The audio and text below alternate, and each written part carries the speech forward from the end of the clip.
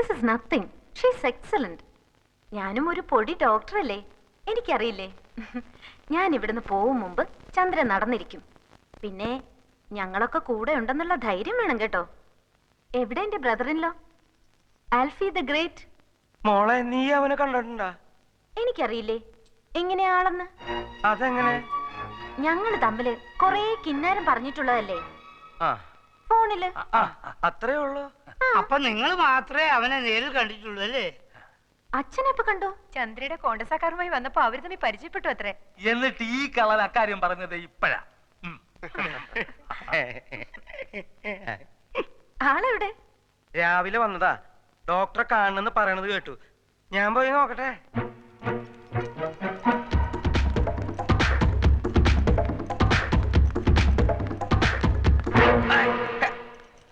എന്റെ അമ്മേ, തൽക്കാലം രക്ഷപ്പെട്ടു. അവളെ ആളെ കണ്ടിട്ടില്ല. ബാക്കി ഞാൻ നോക്കിക്കോളാം. താനൊന്ന് നിന്ന് തന്നാ മതി. വാടോ, നിന്ന് തന്നാ മതി. ആ എത്തില്ലോ.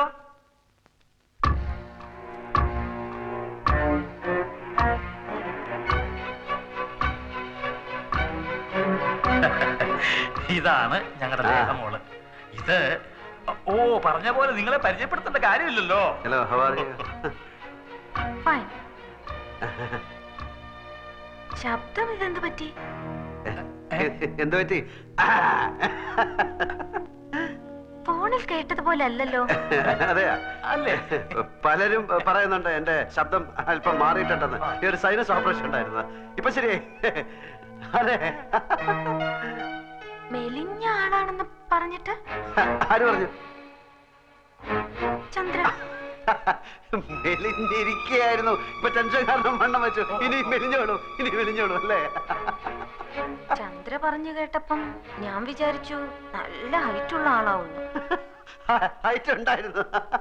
ഓ, ടെൻഷൻ കാരണം കുറഞ്ഞു പോയതായിരിക്കും അല്ലേ? ലേഹ വളരെ ജോളിയാണല്ലോ. പിന്നെ എന്തൊക്കെ പറഞ്ഞു ചന്ദ്ര? പറഞ്ഞു കേക്കട്ടെ കേക്കട്ടെ.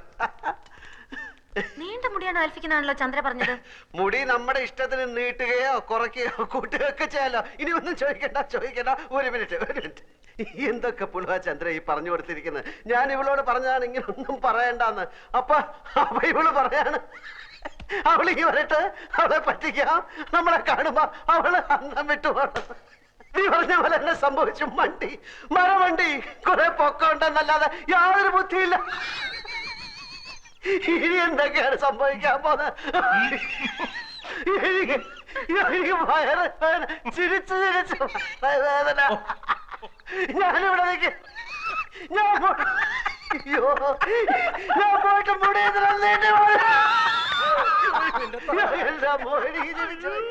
ഇന്നലെ ഒരു തമാശ ഞാൻ കേട്ടു.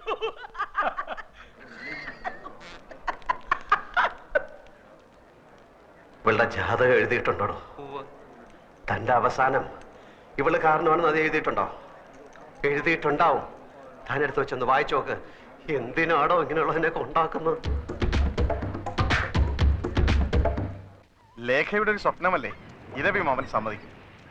വിസയ്ക്ക് അപ്ലൈ ചെയ്തിട്ടാ ഞാൻ വന്നിരിക്കുന്നേ. അച്ഛൻ വേണ്ടാന്ന് പറഞ്ഞ ഞാൻ പിന്നെ പപ്പയോട് മിണ്ടൂല. നീ പെണങ്ങണ്ട, ഇരവിയോട് ഞാൻ സംസാരിക്കാം.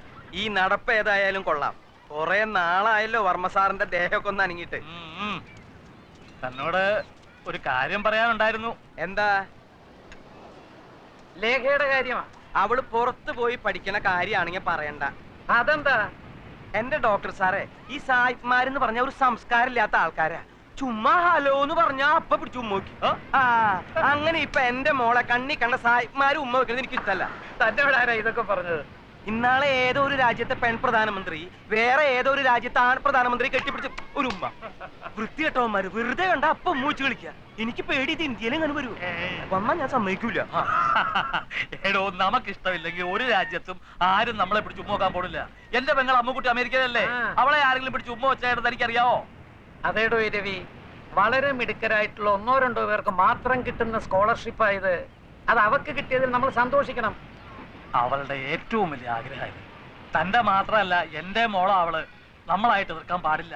എല്ലാവരും കൂടെ തീരുമാനിച്ചാ പിന്നെ ഞാൻ ഒപ്പിട്ടല്ലേ പറ്റൂ. മതിയല്ലോ. ഉമ്മ വെക്കുന്നതായി ഇഷ്ടമുള്ള കാര്യമല്ല കേട്ടോ. വളരെ വളരെ പ്രധാനപ്പെട്ട ഒരു കാര്യം എല്ലാവരും അറിയിക്കാനുണ്ട്. ചന്ദ്ര കിടപ്പിലായതിനു ശേഷം ഓഫീസിലെ കാര്യങ്ങളൊക്കെ കുഴപ്പത്തിലാണെന്ന് മാനേജർ പറഞ്ഞു. ഉത്തരവാദിത്തമുള്ള ആരെങ്കിലും മാനേജിംഗ് ഡയറക്ടർ സ്ഥാനത്ത് വേണം. ആൽഫി ഇനിയിപ്പോ അന്യനല്ലല്ലോ, അതുകൊണ്ട് അയാളെ മാനേജിംഗ് ഡയറക്ടർ ആക്കാൻ ഞാൻ തീരുമാനിച്ചു.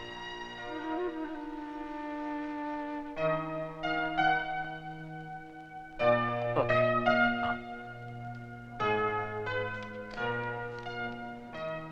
വേറെ ആരെയുമല്ല, എന്റെ മകളുടെ ഭർത്താവിനെ തന്നെയാണ് ഞാൻ ബിസിനസ് കാര്യങ്ങൾ വിശ്വസിച്ചേൽപ്പിക്കുന്നത്. വേറെ ആരെയാ ഞാൻ വിശ്വസിക്കേണ്ടത്?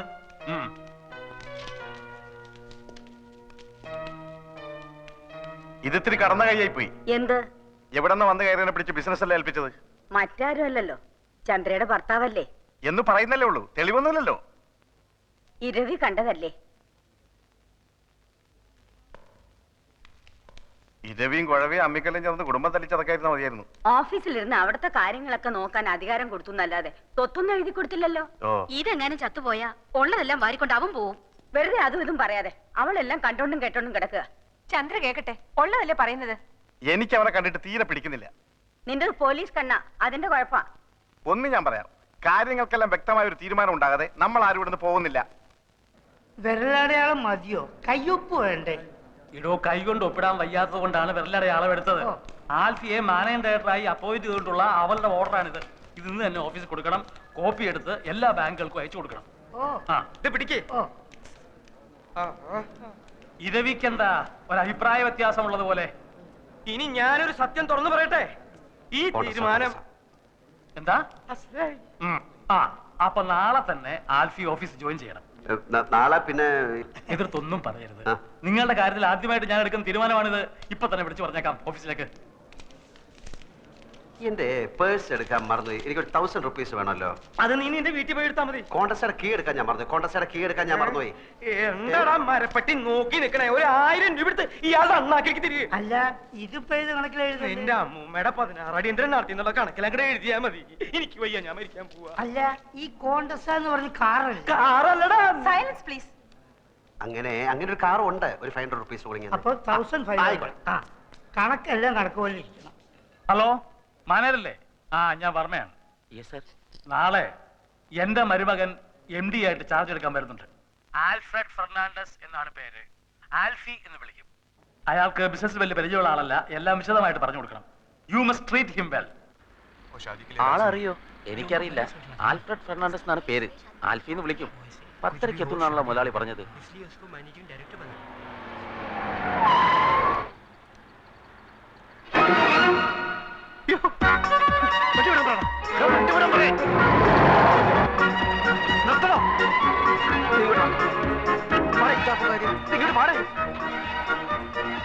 അവിടെ കോട്ട് സൂട്ട് വിട്ട് ഒരുത്ത നിൽക്കുന്ന കണ്ടില്ലേ? അവനാ എന്റെ അളിയൻ, അവിടുത്തെ മാനേജർ. ഞാനീ മാങ്ങാത്തൊരു ഓർത്തുമില്ല. MD എന്നും പറഞ്ഞ് ഞാനിപ്പോ അവിടെ കയറി ചെന്നാൽ അതോടെ തീരും ഇവിടുത്തെ ചുറ്റിക്കളി. വൈകുന്നേരം വരെ വെള്ളം കോരിട്ട് വൈകിട്ട് കലവിട്ട് ഉടക്കണോടാ. അപ്പൊ പിന്നെ എന്ത് ചെയ്യും?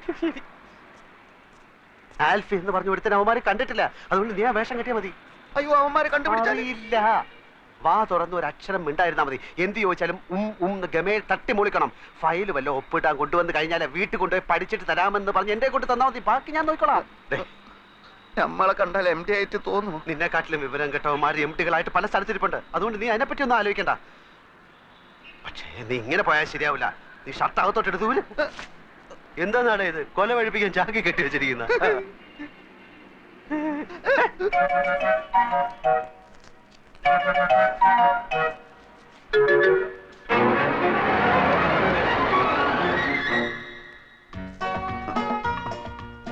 ഇതാണോ ആള്?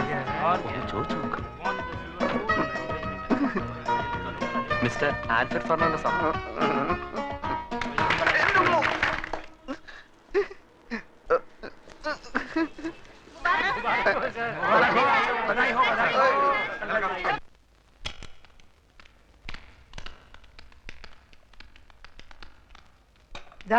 സാരി ഇവിടെ വെച്ചിട്ടുണ്ട്. എല്ലാരും കുറച്ചു നേരം പുറത്തു നിന്നേ. ഡ്രസ് ചേഞ്ച് ചെയ്യണം. നിങ്ങൾ ഇവിടെ നിൽക്കൂ. എന്തിന്? ഈ കുട്ടിയുടെ ഡ്രസ്സ് മാറ്റണം. അതിനൊരാളുടെ സഹായം വേണം. ഹസ്ബൻഡ് നിൽക്കട്ടെ. അത് വേണ്ട, താ ഇവിടെ വന്ന്.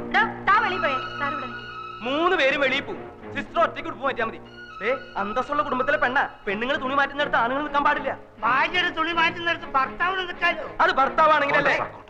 നിക്കാം, ഭർത്താവാണെങ്കിൽ നിക്കാം. പക്ഷെ നമ്മൾ നാണോ മാനോളവരല്ലേ? ഞാൻ പോയിക്കോളാം. വെളിയിൽ പോകാൻ പറഞ്ഞു എത്ര പ്രാവശ്യം പറഞ്ഞു മനസ്സിലാവില്ലേ? ചെയ്യുന്നത് തെമ്മാടിത്തരാണെന്ന് ഓർക്കണം. ഞാനെന്ത് ഇവര് സമ്മതിക്കുന്നില്ല. പിന്നെ ആര് ഇവര് അതെ, ഈ കോൺഗ്രസ്സുകാർ എന്തിനാ? നിന്റെ അമ്മൂമ്മയുടെ രണ്ടങ്ങട്ടിന് പോവാൻ.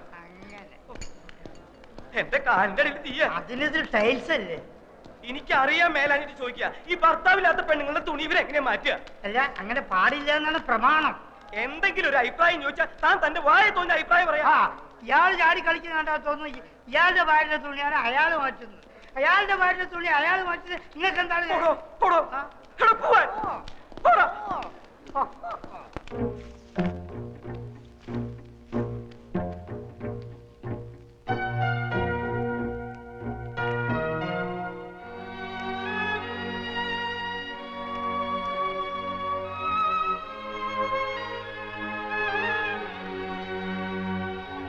ഉടുപ്പിന്റെ അറ്റത്ത് പിടിച്ച് താഴേക്ക് വലിച്ചാൽ മതി, ഊരി പോന്നോളും. ബോഡി ഞാൻ ഉയർത്തി തരാം.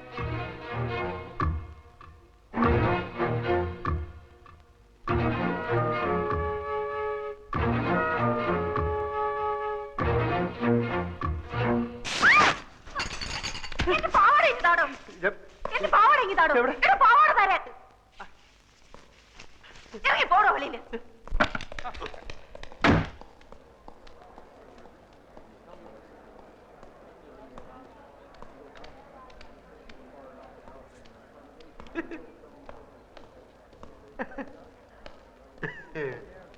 എന്താടാ നിന്ന് വിളിക്കണത്? ഇവിടെ ആരെങ്കിലും തുണി വെച്ചിട്ട് തുള്ളുണ്ടോ? ആ കൊച്ചിന്റെ അവിടെ എന്തോന്നൊരു പാട്. ഇവിടെ കൊച്ചിലെ സൈക്കിളിൽ നിന്നല്ല വീണ വൃത്തികെട്ട കറുത്ത പാടിലോണ്ട് അവിടെ. എല്ലാത്തിനും ഒരു അതിരുണ്ട് കേട്ടാ. ഗതി കേട്ടാ നിന്നെയും കൊല്ലും, ഞാനും ചാവും. ഇങ്ങനെയും ഭർത്താക്കന്മാരുണ്ടോ? കണ്ണുടച്ചോണ്ടാണോ ഭാര്യയുടെ ഉടുപ്പ് മാറ്റുന്നത്? ഇയാളെയൊക്കെ സഹായത്തിന് വിളിച്ച് എന്നെ വേണം പറയാൻ. വൃത്തികെട്ടവന്മാര്.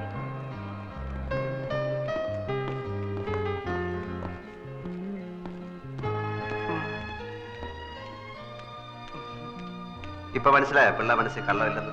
അതിന് നീ നായരല്ലേ? അതേടോ, നല്ല അന്തസ്സുള്ള ഇല്ലത്തെ നായരാ, അല്ലെങ്കിൽ കാണായിരുന്നു. അപ്പൊ അത്ര വിഷമുള്ള ജാതി അല്ല.